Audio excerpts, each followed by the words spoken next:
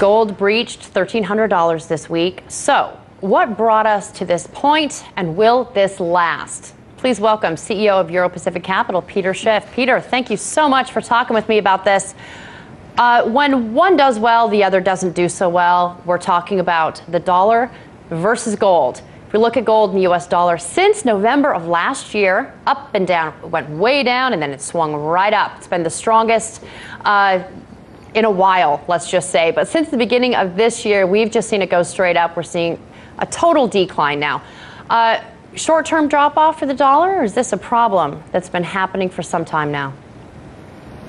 Well, I think the dollar had a substantial rise based on the expectation that the Fed would be able to normalize interest rates and unwind its massive balance sheet, and a general belief that the Fed's experiment had actually succeeded and that the economy was in better shape as a result. And so the dollar kind of rode that rally. And now I think it's starting to surrender those ill-gotten gains. You know, the dollar is on pace for its worst year since 1985. We just finished the month of August, a down month for the dollar. It's been down 6 months in a row. And so the weakness in the dollar is one of the reasons that the price of gold has been rising in dollar terms. But it hasn't risen much in terms of other currencies. But I think that's about to change. I think now that we've really kind of broken out, gold's above $13.20 in dollars. And in fact, gold was strong most of today, even as the dollar began the day firmer. It did end negative, but gold was still up against all currencies. And I do think that that trend is going to continue between now and the end of the year and then accelerate next year. You know, the argument can be made that political tensions with North Korea pushed gold up, causing it to breach 1,300 this week. What do you think? Well, gold was going up regardless of the political tensions in North Korea, which seemed to last just one day. In fact, gold was up that evening, but it actually finished down the following morning. So gold has been rising, and it's not because of a safe haven. You know, if people really were concerned, if there were geopolitical fear out there, the stock markets would be falling, but they're not. The stock markets are rising. So people are not buying gold because they need a safe haven, at least not from geopolitical events. I think they're buying gold to get out of the U.S. dollar. They're buying gold to have safety from inflation, which a lot of people haven't understood the risk. But I do think globally the risks are going to start to become more evident as a result of monetary policy that has existed around the world, not just the United States, but in Europe and Japan and China. There's been a lot of money creation. Interest rates have been held artificially low. And I think fiat currencies around the world are going to be losing value. And so people want to get out of them, and some people buy stocks and other people are buying gold. And I think more and more people will be buying gold around the world. And if we ever do get a real geopolitical threat, then I think people will flock into gold as they dump equities. But that's not happening yet. Well, let's take a little bit of a more in-depth view of the dollar's decline since June. We're talking 97 down to 93 on the dollar index. Now, some are seeing that as a good thing. Mike Swell from Goldman Sachs has said it's actually an attractive prospect and we should consider a long trade on the dollar. What are your thoughts?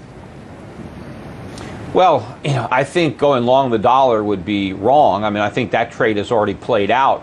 And I think the real money is going to be made betting against the dollar. But the question of whether or not a dollar going down is a good thing, it depends on your perspective. You know, if you're foreign, if you don't own dollars, if your debt is denominated in dollars, if you buy commodities that are priced in dollars, but your income is in other currencies, then it's a good thing. And I think the weakening dollar will end up being a very positive event for a lot of people around the world, particularly in the emerging markets that have a lot of U.S. dollar-denominated debt, and especially some of the countries that not only have dollar debt, but that export commodities. So they will benefit, but it is a negative for America because a weak dollar means that Americans have less purchasing power. So it means our standard of living goes down because things are more expensive for us to buy. And ultimately, it's going to push up interest rates as the world has to price in dollar weakness into interest rates. And so far, the Fed has been able to keep rates artificially low, but a strong dollar made that much easier for the Fed. Once it's fighting a weakening dollar, the task is going to become increasingly difficult. Right. So let's talk about those rates. traders in the U.S. They're more interested many times, of course, in knowing about Fed policy. We heard some tepid statements, Jackson Hole last week. We're looking at spending, inflation by the Fed's own index that it looks at, pretty low. Do you think there could be an interest rate hike by December? A lot of people say no.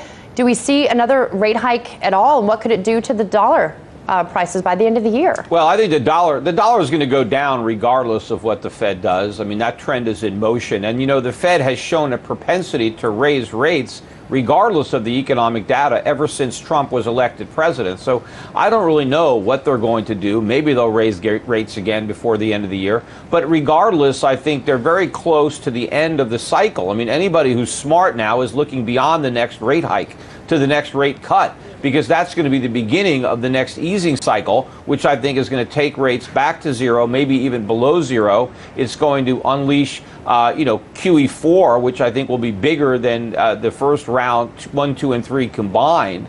And so those are going to be more important factors. Also look at the budget deficit that I think is going to be exploding over the next several years, particularly if we go into a recession. But if we get tax cuts, and, of course, we're going to have some big government aid package for the victims of the hurricane and the flood in Texas. And, all that money has to be borrowed because we literally have nothing saved for a rainy day. And when we have a day where it pours, we have to go and borrow the money.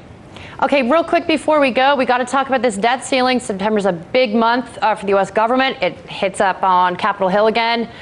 It's not only going to have to talk about raising that debt ceiling, but also to create a spending bill for the next fiscal year. As we move into these talks, do you think we'll see any sort of market reaction, or will this turn into sort of another wait-and-see situation where we won't see any real market reactions until we either raise the debt ceiling or go into a shutdown of some sort?